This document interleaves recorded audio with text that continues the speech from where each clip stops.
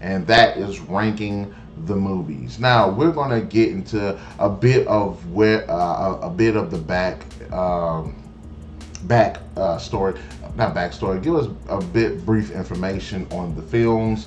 All right, Peyton Reed directed all three films, and the box office is a bit of the box office is a bit of a back and forth because the first film I did pretty well. The second film did basically a little bit better, and then the third film did almost as good as the first one, but not quite there.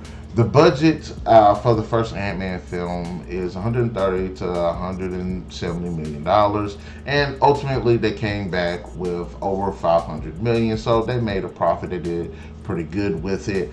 The Ant-Man and Wasp film was almost the same budget, a little bit more. It was 130 to 195 million. And they came back with over $600 million. So they made roughly almost about the same amount, giving the extra money that was put into the film. And the third film, Ant-Man and the Wasp: Quantumania, budget was 200 million, and they only walked out with 474 million, or up and down. So all these numbers aren't exact. There's a little bit more. There might be a little bit less, but there was a little bit more. So a little bit more on all of them. But so it made less money with more money being put into it. So technically it bombed, but not. Technically it bombed. Usually you have to do more than what you have to do, double and more. Basically, if you triple your money, you actually made a profit. You did pretty good, and it doubled. But there's other things that go into the budget, promotion and stuff like that too, as well as like the movies. But in terms of the films and the story, this is how I'm going to rank it. Now, Ant-Man and coming in at number 3 will be Ant-Man and the Wasp: Quantumania. Now, the reason why isn't because I think it's a terrible movie. It's got a lot of questionable decisions in it, and I know that it bombed, and a lot of people say it's one of the worst MCU films. I don't think it's one of the worst MCU films. I think it's a film that definitely had a lot of potential, and that they were leaning too much of the whole multiverse aspect into it, as well as a lot of the woke stuff, Cassie character. Just they tried to do too much in this film. It was, but the writing was pretty bad. There were a lot of sequences where me and my friends were watching this film. We're like, why in the hell did that happen? How did that person get that? Where did all of this come from in this area? Just why this person didn't tell this character about this extremely important event and everything. So there's a lot of questionable decisions. I did get some enjoyment from the action that was in the film. Way too much CGI, and that's saying something for an Ant-Man film where everything is large when the guy shrinks. A lot of CGI, and of course the MODOK, MODOK just being forced into. Whoever thought that was a good idea probably should just, I don't know, slip on a banana peel or something.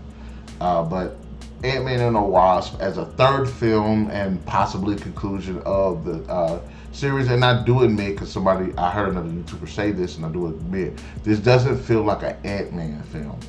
If you look at the Iron Man films, it does feel like there's a story there that stretches throughout the films, although they are connected to the other films as well. It is a sense of growth, like a story. When you look at the Captain America films, there does seem like there's a story, despite them being separated across these other movies.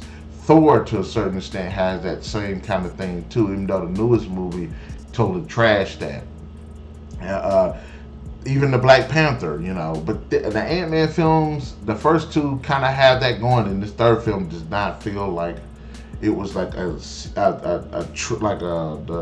doesn't feel like a completion to that trilogy. It feels like an opening act for something else, but I still got some enjoyment out of it. So Ant-Man and the Wasp: Quantumania is number 3. Now number 2 is Ant-Man. I thought Ant-Man was a fine film, was a good introduction into the Ant-Man superhero character. It was fun. I actually liked the action in it. I liked the story. I thought it was actually pretty funny. I thought the way that the presentation of the expanded world when someone's shrunken, how it sounds, how it looks, how it feels, definitely was captured, and just how creative they got with it in terms of the fight sequences between Yellow Jacket, Ant-Man and Falcon. Just ultimately, it was a great experience, and it definitely, that film got me interested in the Ant-Man character.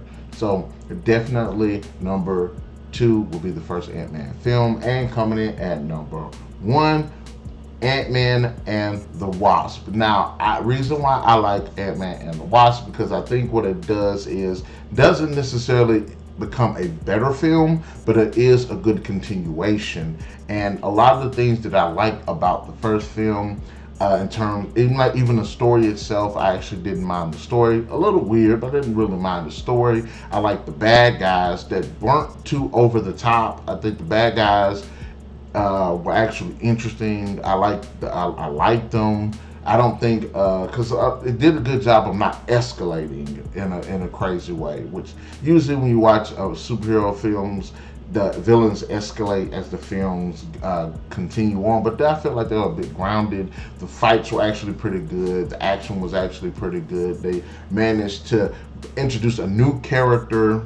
Well, we actually got to see the Wasp in the film do the exact same thing Ant-Man did, but from a different perspective. So it was refreshed seeing the whole shrinking of the world and utilizing the fight sequences in the film and what she could do and how they contrast. Because ultimately, Ant-Man and the Wasp was a good continuation and a good sequel of the Ant-Man franchise that did a lot of what I loved about the first film, and giving some of that to other characters, as well as the presentation story and a pretty cool and sexy bad guy Ghost.